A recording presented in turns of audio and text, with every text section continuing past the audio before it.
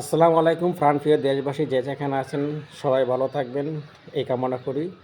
আমিও আপনাদের দোয়া অনেক ভালো আছি। আমি পান খাই, সেই জন্য আমার ঠোঁটগুলো লাল আর দাঁতগুলো বেশি দেখা যায়। সেই নিয়ে আসলে বাজে কোনো মন্তব্য করবেন না, কথাগুলো একটু সরে যাবেন প্লিজ।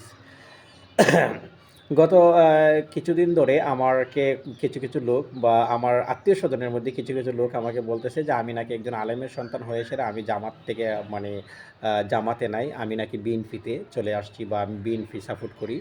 আমি কোনো দল করি না, আমি কোনো রাজনীতি করব এরকম ধরনের কোনো আশা আকাঙ্ক্ষা আমার কখনো নাই, বা কোনো নেতা হব, নেতৃত্ব দেবো এই ধরনের কোনো স্বপ্ন আমার নাই।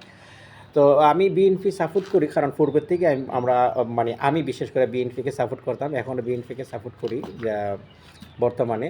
যদিও মানে অনেকে অনেক কিছু বলে, তো সেই দিক থেকে আমি একটা ভিডিও বানাচ্ছিলাম এটার কারণে অনেকে অনেক কিছু আমাকে বলতেছে।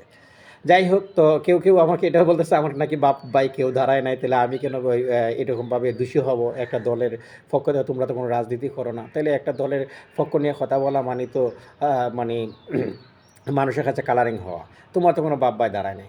তো আমি সেই উত্তরটাই এখন ভিডিওর মাধ্যমে দিচ্ছি। আমার কোনো বাপ ভাই দাঁড়ায় না, তবে আমি ব্যক্তি বুঝি।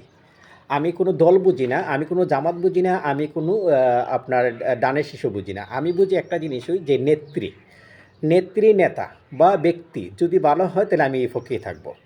তো আমি আমার আমি হবিগঞ্জ, আমার আমার যেহেতু আমি হবিগঞ্জ জেলা আমার বাড়ি, সেই হবিগঞ্জ জেলার থেকে আমি বলতেছি যে হবিগঞ্জের যে ঘোষ ভাই, উনি অনেক ত্যাগের বিনিময়ে রাজনীতিতে টিকে আছেন, আর উনি আমার জানা মতে অনেক ভালো মানুষ।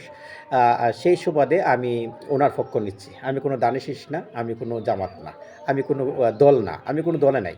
তাই ওনার ব্যক্তি অনুযায়ী আমি ভোট দিব দানের শেষে। আর সেটা হলো যে আমার এলাকার মধ্যে আছে আমাদের তাউদ চাচা, উনি আমার খুব প্রাণপ্রিয় চাচা। আমি তো ওনাকে ছেড়ে যেতে পারতেছি না, যার জন্য আমি সেই ভোটটা আমি দানের শেষে দিচ্ছি না, বা ভোটটা আমি জামাতকেও দিচ্ছি না, ভোটটা আমি কোনো দলকে দিচ্ছি না, ভোটটা দিচ্ছি আমি আমার গৌস ভাইকে এবং আমি আমার চাচা তাউস চাচাকে ভোটটা দিচ্ছি।